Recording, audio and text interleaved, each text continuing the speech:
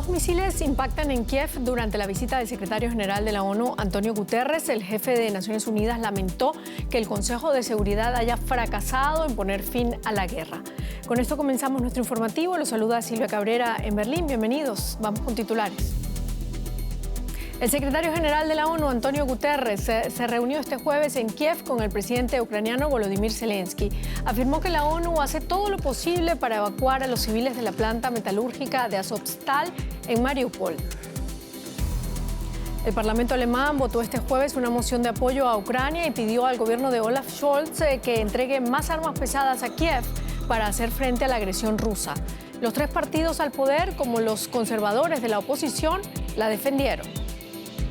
En otros temas, la ONU determinó que la investigación y proceso contra el expresidente brasileño Lula da Silva no fue imparcial. El organismo internacional asegura que el juez violó derechos como el de la intimidad o el de la presunción de inocencia.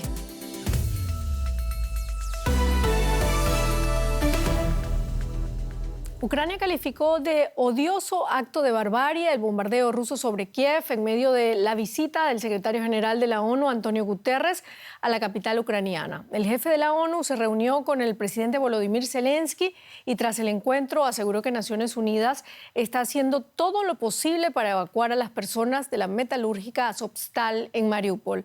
Pidió además a Rusia que colabore en la investigación de crímenes de guerra en Ucrania. Borodianka, Bucha, Irpin, lugares marcados por el dolor, cuyo suelo está bañado de sangre por la muerte de vidas inocentes. Las ciudades en la región de Kiev se convirtieron en sinónimo de las atrocidades cometidas por las tropas de Putin. En su primera visita a Ucrania desde que estalló la guerra, el secretario general de la ONU, Antonio Guterres, quedó impactado por el nivel de destrucción. La guerra es un absurdo en pleno siglo XXI. La guerra es el mal. No hay manera de justificar una guerra en el siglo XXI. Miren esto. Aquí en Bucha, las cicatrices de vivido aún están a la vista. Guterres exigió una investigación exhaustiva de las circunstancias en las que murieron cientos de personas, muchas de ellas civiles, con las manos atadas a la espalda y cuyos cuerpos fueron arrojados en fosas comunes. En Irpin se siguen desvelando atrocidades entre las ruinas. Irpin, marcada por los combates, es uno de los lugares que visitó Antonio Guterres. De las 70,000 personas que vivían aquí, la mayoría huyó. Algunas murieron y quienes quedan describen esas semanas como un infierno en la tierra. Irpin es símbolo de la resistencia ucraniana en una guerra que el secretario general de la ONU urgió a poner fin. En una conferencia de prensa con el presidente ucraniano, Guterres volvió a pedir el fin de la violencia. Esta guerra debe acabar y debe instaurarse una paz de acuerdo con la Carta de las Naciones Unidas y el derecho internacional. Muchos líderes han hecho esfuerzos para poner fin a los combates, pero no han tenido éxito. He venido a decirle, señor presidente, a usted y al pueblo ucraniano, que no nos daremos por vencidos. Seguiremos trabajando para lograr un alto el fuego completo y para dar los pasos necesarios para salvar vidas y reducir el sufrimiento. Pero son pocos los que creen en una paz próxima, mientras se recrudecen los combates en el este del país. Estas imágenes satelitales muestran supuestamente tumbas recién cavadas en la ciudad de Mariupol, largamente sitiada, un anticipo del sufrimiento por venir. Y aumenta en el último tiempo la preocupación de que la guerra en Ucrania pueda extenderse a la vecina Moldavia. Este pequeño país del este de Europa comparte su mayor frontera con Ucrania. En él se halla la región de Transnistria, controlada por un gobierno separatista que cuenta con el apoyo de Rusia. La primera ministra moldava recién afirmó que su país se enfrenta a un momento crítico tras una serie de explosiones ocurridas esta semana en el territorio independentista. Valentina Tomás se prepara para volver al trabajo tras las vacaciones de Semana Santa. Es la directora de esta escuela de primaria de Ustia, una pequeña localidad en la frontera con la región de Transnistria. En 1992 tuvo que huir de su casa por la guerra entre Moldavia y los separatistas apoyados por Rusia. El conflicto concluyó con la declaración de independencia de Transnistria, que casi ningún país ha reconocido oficialmente. Hoy está preocupada por la guerra de Ucrania y su futuro. Cuando escuchamos las noticias por la radio o las vemos por televisión, nos causa mucha ansiedad. Yo me siento angustiada. Es doloroso imaginar cómo alguien destruye todo aquello que construiste durante tu vida. Una amenaza que hoy en día parece más real. Ustia se encuentra al lado de Transnistria, donde esta semana una serie de explosiones puso en vilo a toda Moldavia. Estas imágenes muestran supuestamente una de las explosiones ocurrida en un edificio. Al otro lado de este río se encuentra Transnistria. Tras las explosiones, las autoridades han puesto a la región en máxima alerta de seguridad, lo que implica que solo se puede entrar y salir de Transnistria en casos estrictamente necesarios. Hasta ahora nadie se adjudicó la responsabilidad de las explosiones, pero muchos moldavos sospechan de una autoría rusa. Como Iulian Groza, ex viceministro de Exteriores del país. Se trata de una serie de provocaciones cuyo principal objetivo es crear pánico y desestabilizar la región. Rusia y las fuerzas especiales bajo órdenes del Kremlin quieren un gobierno más leal en la región de Transnistria, que siga órdenes, sea cuales sean, en el marco de la guerra de Ucrania.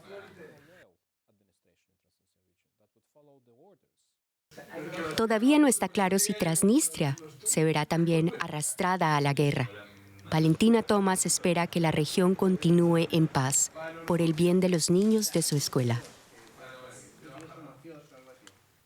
Ilya Ponomarev fue el único miembro de la Duma estatal rusa que votó en contra de la anexión de Crimea en el 2014. En el 2016 abandonó Rusia para vivir en Ucrania y ahora es miembro de las fuerzas que defienden a Ucrania. Este jueves habló con DW, dijo que Vladimir Putin estuvo mal asesorado al tomar la decisión de invadir a Ucrania. Vamos a escuchar más de lo que él dijo. En lo que respecta a la política internacional, siempre ha sido dominio exclusivo de Vladimir Putin y no tolera que nadie interfiera en sus decisiones dentro del país. No es un dictador unilateral que toma todas las decisiones por sí mismo.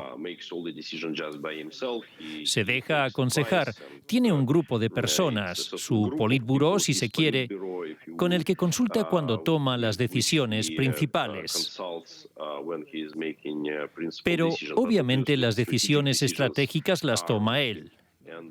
Y cuando tomó la decisión sobre Ucrania, obviamente tienes toda la razón, siguió el consejo equivocado y fue un consejo muy malo.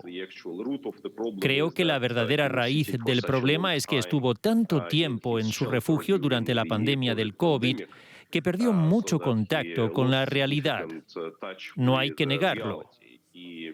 Vladimir Putin es un psicólogo brillante y puede leer el lenguaje corporal de la gente que se reúne con él.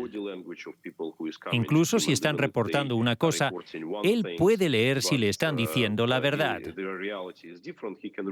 Pero cuando todo es a través de Internet o en reuniones de Zoom, cuando se trata de informes solo en un papel, obviamente no puede hacerlo y entonces tiene que asumir la información tal y como le llega. Y el resultado es lo que estamos viendo en Ucrania. Seguimos. El Parlamento alemán ha votado a favor del envío de armas pesadas a Ucrania para ayudar a Kiev a defenderse de los ataques rusos. La moción fue respaldada por una amplia mayoría que incluía a los 3 partidos del gobierno y a los democristianos de la oposición. La votación marca un cambio histórico en la política de Alemania después de que el gobierno se abstuviera durante semanas de enviar equipos pesados a Kiev. Queda aprobada la moción. Un signo de unidad en el Bundestag. Tanto los 3 partidos de la coalición gobernante como la oposición conservadora votaron abrumadoramente a favor de enviar armamento pesado a Ucrania. Una decisión histórica para la política alemana después de semanas de dudas. No será nunca una decisión fácil suministrar armas letales ni debe serlo, pero en estas semanas dramáticas ni puede ni debe haber una falsa contención, que sería incapaz de frenar a este brutal cálculo bélico. El asiento del canciller Scholz permaneció vacío. Sometido a críticas por sus dudas en Alemania, desde Japón celebró la votación. Estoy muy agradecido por el claro respaldo que ha dado el Bundestag a la política del gobierno que lidero, con la moción presentada por los partidos gobernantes y que ha contado con un amplio apoyo. Pero para muchos este apoyo no es suficiente. El 41% de los alemanes piensa que la respuesta del gobierno a la invasión ha sido insuficiente, según la última encuesta de Infratest. Un sentimiento del que se hizo eco el líder de la oposición alemana. Esto no es prudencia, como trataron de justificarse en los últimos días. Esto es dudar, vacilar. Esto es miedo. Después de que la presión fuera en aumento, a principios de esta semana la ministra alemana de Defensa, Christine Lambrecht, anunció por fin que Berlín enviaría sistemas antiaéreos Gepard. Una decisión ante la que la población alemana se muestra dividida. El 45% se declara a favor, mientras que el 45% se define contraria al envío de armamento pesado a Ucrania. Kiev saludó el cambio de política, calificándolo como el retorno del liderazgo alemán. Ahora que se ha aprobado el envío, la cuestión abierta es cuándo se entregarán efectivamente estas armas. Y el presidente estadounidense Joe Biden envió una petición al Congreso para aprobar $33.000 millones adicionales para ayudar a Ucrania. El paquete incluye $20.000 millones en asistencia militar para mantener el suministro de armamento y munición a Ucrania. Biden también detalló las nuevas leyes propuestas para permitir usar los bienes de lujo confiscados a los oligarcas rusos para compensar a Ucrania por la destrucción causada por la guerra. Estos fondos adicionales cubrirán las necesidades del ejército ucraniano en las próximas semanas, que son cruciales.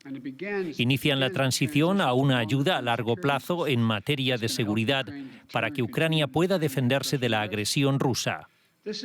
Esta ayuda proveerá aún más artillería, blindados, sistemas antiaéreos utilizados con tanta efectividad hasta la fecha por los combatientes ucranianos, además de asistencia humanitaria tan necesaria, así como alimentos, agua, medicinas y otra ayuda urgente a los ucranianos desplazados por la guerra de Rusia. Vamos ahora a la economía. Andrés Blumenkrantz, ¿listo? ¿Qué tal, Silvia? Listo como siempre. Nací listo, tú lo sabes. Nos vamos a Estados Unidos, Silvia, la mayor economía del mundo, porque ahí el Producto Interior Bruto se contrajo por primera vez desde el inicio de la pandemia. Lo hizo en el primer trimestre de ese año y lo hizo en un 1,4% interanual. La mayoría de los analistas esperan que la economía se recupere en el segundo trimestre, impulsada por el gasto de consumidores y de empresas. También las nuevas contrataciones y los aumentos salariales contribuyen a la recuperación de la actividad. La tasa de desempleo actual se ubica en 3,6% y a los empleadores les cuesta conseguir trabajadores. La creciente inflación, la subida de intereses, junto con la guerra de Ucrania, están entre los factores que lastran el crecimiento y acechan en el horizonte. Un número rojo que, mirado en contexto, tiene más colores y nos lo va a explicar en profundidad Ana Nieto, nuestra corresponsal financiera en Nueva York. Ana, amplíanos un poco entonces el panorama. ¿Cómo ha sido recibida esta contracción del crecimiento de la mayor economía mundial? Pues, como dices, la economía se ha contraído en términos, un 1,4% en términos interanuales, pero los analistas esperaban un crecimiento del 1%. A pesar de eso, se ha recibido con bastante tranquilidad y el motivo es que el detalle de los números revela que la mayor parte de la peor parte venía por parte del déficit comercial y por parte de la menos inversión en inventarios, que se considera algo temporal y además algo algo que está muy relacionado con la situación derivada de la COVID y los problemas comerciales que vienen de esta situación de la pandemia. En lo que los analistas se están fijando es en los gastos de los consumidores y en los gastos de las empresas. Y en estas dos partidas, tanto los consumidores como las empresas están incluso más fuertes que en el trimestre anterior, cuando se creció a un ritmo del 6,9%. Lo contrario hubiera sido más problemático. Pero de momento nadie está apostando por una recesión con base a estas cifras, aunque los riesgos, por supuesto, están ahí, ni nadie piensa que la semana que viene la Reserva Federal va a cambiar de dirección y no va a subir las tasas de interés. Se van a subir. Ana Nieto, gracias. Quédate ahí, volvemos contigo en un momento. Porque vamos a hablar también de esta noticia. La Comisión de Bolsa y Valores de Estados Unidos, la SEC, ha demandado a la minera brasileña Vale, la segunda minera más grande del planeta y la mayor productora de hierro. Según el organismo regulador estadounidense, la compañía realizó afirmaciones falsas sobre la seguridad de la presa de Brumadinho antes de que ésta colapsara en enero de 2019, causando la muerte de 270 personas, además de enormes daños medioambientales. La SEC denuncia que Vale sabía que la presa no cumplía los estándares internacionales de seguridad y engañó a los inversionistas con certificados falsos de seguridad con el objeto de recaudar más de $1.000 millones en la bolsa de Nueva York. Además de 270 muertos y un daño ambiental inconmensurable, la catástrofe de Brumadinho le costó a Vale, la segunda minera del mundo, $4.000 millones de capitalización bursátil, y es posible que una acusación de esta gravedad por parte del regulador estadounidense le agrave las cosas. Y volvemos con Ana Nieto para hablar de este asunto en la bolsa de Nueva York. Ana, cuéntanos en detalle qué es lo que alega la SEC contra Vale en este caso que llega a los tribunales. La SEC dice que Vale engañó a los inversionistas con riesgos no financieros. Estos riesgos no financieros se materializaron, era la seguridad de la presa. La presa explotó y además de los daños personales se perdieron muchísimos millones de dólares, miles de millones de dólares de hecho, en capitalización bursátil. Desde el año 2016 la SEC alega que esta empresa estuvo manipulando y escondiendo detalles sobre la situación medioambiental, la situación de la ingeniería y la situación de la seguridad de la presa. Mientras tanto, estaba emitiendo bonos por valor de $1.000 millones que obviamente significaron cuantiosas pérdidas para todos los inversionistas. Ahora mismo la SEC está poniendo muchísima atención en estos riesgos no financieros, que son riesgos medioambientales, sociales y de gobernanza de las empresas. De hecho, desde el año 2021 está vigilando muy de cerca estos riesgos para llevarlos ante los tribunales en caso de que no se detallen a los inversores. Los inversores están perdiendo mucho dinero por ello y la SEC no quiere dejar de protegerlos. Por eso esta acción contra Vale. Desde Brasil se ha dicho que se estaba esperando esta actuación de todas maneras y que llegarán a los tribunales para defenderse. Ana Nieto, Nueva York, gracias. Hasta cualquier momento. Nos vamos a América Latina con Silvia Cabrera. Gracias, Andrés. Una veintena de vehículos fueron incendiados este jueves en el sur de Chile, en la región del Biobío. Fuentes policiales informaron de que el ataque afectó a varios camiones que fueron quemados. Según medios locales, los responsables son un grupo de personas armadas que atacaron y amenazaron a los trabajadores de una planta de áridos. No se registraron heridos. En la zona existe un violento conflicto territorial que se ha visto agravado en las últimas semanas entre el Estado chileno, grupos radicales mapuche y grandes empresas forestales. Y el Comité de Derechos Humanos de la ONU dijo este jueves que el proceso judicial que llevó al expresidente brasileño Luis Ignacio Lula da Silva a la cárcel fue arbitrario. Este le impidió presentarse a las elecciones del 2018. El Tribunal Supremo del país confirmó el año pasado la decisión de anular las condenas que pesaban sobre él. Además, un juez de la Corte Suprema de Brasil rechazó este miércoles investigar al exmandatario por incitar a protestar en las casas de los congresistas. Lula da Silva es favorito de cara a los comicios de octubre. Y ampliamos la información con Marcelo Silva de Sousa en Brasilia. Marcelo, ¿qué reacciones ha levantado la decisión de la ONU que determinó que la investigación y el proceso contra Lula da Silva no fue imparcial? ¿Qué tal, Silvia? Muy buenas noches. Bueno, una noticia, claro, con un impacto importante aquí en Brasil y particularmente en la capital brasileña donde me encuentro. el expresidente Lula da Silva participó hoy de un acto político del partido Rede que le brindó apoyo para las elecciones de este año y dijo sentirse con la noticia de alma lavada. Esas fueron las palabras que utilizó el expresidente, que recibió esta decisión del Comité de la ONU como un verdadero triunfo político, porque ni más ni menos dijo que lo que la ONU llegó como conclusión en su relatorio reafirma una lucha que él viene intentando dar desde 2016, cuando se abrieron las investigaciones en su contra. Y un Lula que mandó un recado también al periodismo, porque dijo hoy que espera que muchos periodistas que lo trataron como un delincuente en estos años se acuerden de él ahora y le pidan disculpas y admitan de alguna manera, según sus palabras, que fueron engañados por el juez Moro y por el fiscal, el jefe de los fiscales de la operación Lava Jato, Deltan Dallagnol. Hablamos de Moro, el otro protagonista de esta historia, que también estaba buscando por estos días costurar una alianza política para que su candidatura a presidente, su precandidatura, mejor dicho, pueda emerger y que está teniendo algunas dificultades. Bueno, sin dudas esto le propicia un cachetazo más a Moro, que venía teniendo serias dificultades y que dijo hoy que el relatorio de la ONU se influenció demasiado por la segunda sala del Tribunal Superior Electoral, que había suspendido las condenas a Lula el año pasado, y aún así destacó que él no fue el único juez que condenó a Lula, sino que otros 9 jueces vieron el fallo por sus manos y también decidieron que Lula era culpable, con lo cual de alguna manera dando a entender que lo que la ONU está decidiendo, a lo que llegó como conclusión, es un grave error y que él no es el único que vio la culpabilidad de Lula en estos procesos por corrupción en el Lava Jato. Muy brevemente, ya entramos ahora, quedan más de 4 meses para el arranque oficial de la campaña allí en Brasil, aunque Lula aún no ha anunciado su candidatura oficialmente. Él y Bolsonaro ya están luchando por la presidencia. ¿Qué vamos a ver en los próximos meses?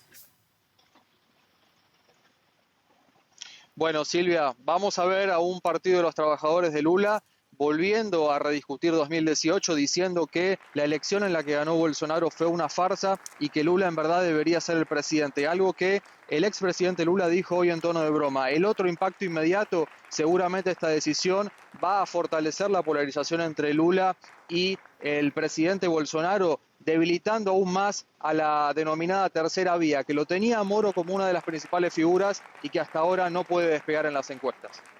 Muchísimas gracias, Marcelo Silva de Sousa. Y en Ecuador son ya 4 los ministros que presentaron su dimisión en las últimas 48 horas, sumándose a la de la ministra de Gobierno hace ya un mes. A solo unos días de que se cumpla un año de la asunción del presidente Guillermo Lasso, los titulares de Defensa, Energía y Minas, Agricultura y Ganadería y de Derechos Humanos renunciaron a sus carteras. Según la Secretaría de Comunicación de la Presidencia, esto responde a una solicitud previa de Lasso como parte de una reestructuración de su gabinete. Y vamos ahora directamente a Colombia. Hace un año, decenas de miles de manifestantes salían a las calles de ese país. Los abusos de las fuerzas de seguridad fueron flagrantes y la indignación se esparció por toda Colombia. Hubo 35 víctimas de violencia sexual por parte de la fuerza pública y 2.000 detenciones arbitrarias. Aunque se iniciaron algunos procesos judiciales contra los culpables de homicidios, aún no hay condenas. Un proyecto de reforma tributaria despertó el descontento de los colombianos. En un principio, las manifestaciones fueron protagonizadas por la clase media, pero las denuncias de abuso de las fuerzas de seguridad hicieron que también salieran a las calles otros sectores, como estudiantes, trabajadores y sindicalistas. La violencia estalló. En el clímax de los enfrentamientos, el gobierno ordenó la militarización de Cali, epicentro de las protestas. Pero la medida, lejos de traer paz, hizo crecer la indignación. La policía nos está matando, el ejército nos está matando. Han venido al barrio con personas de civil y ellos con su uniforme y nos han tirado con tiros de fusil, o sea, nos están matando, están desapareciendo jóvenes. El Estado es un corrupto, Duque es un corrupto paramilitar, eso es lo que es Duque. Lo mismo que Uribe, ese paramilitar. Las autoridades insistían que las manifestaciones eran focos de vandalismo y calificaban la destrucción de bienes públicos como terrorismo urbano. Pero en los barrios de Cali, los vecinos afirmaban que la violencia venía de parte del Estado. Aseguraban que las fuerzas del orden les disparaban indiscriminadamente con armas largas. Este pequeño huequito responde a estas bobaditas que están disparando desde allá, vean. Esta lo que hacen esto, con lo que ellos están diciendo que son balas de goma. Miren el calibre, 5.56, vean. Las autoridades locales, por su parte, prometían mano de hierro para recuperar el orden. Y si en eso se dan tensiones donde se dispare contra funcionarios públicos o se atente contra vida e integridad de funcionarios públicos, el funcionario público tiene derecho a la legítima defensa y se puede utilizar fuerza, dice nuestra Corte Constitucional, incluso la letal. Representantes sindicales entablaron mesas de diálogo con el gobierno, negociaciones, sin embargo, que no ofrecieron mayores resultados, según los manifestantes, y que hoy mantienen el descontento popular. Durante los 2 meses y medio que duraron las protestas, organizaciones civiles reportaron al menos 83 muertos, 44 con presunta autoría de la fuerza pública. A Michael lo mató la policía. A Michael Andrés lo mató la policía. Y a 4 años de las protestas sociales en Nicaragua, en la ciudad alemana de Colonia, puede verse la exposición fotográfica Nicaragua contra el olvido.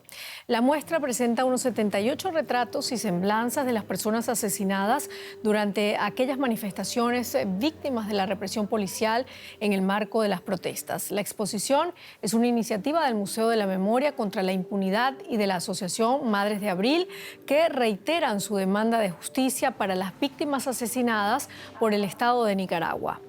La muestra es una obra de duelo, pero también una obra política y de protesta que luego podrá verse en otras ciudades europeas.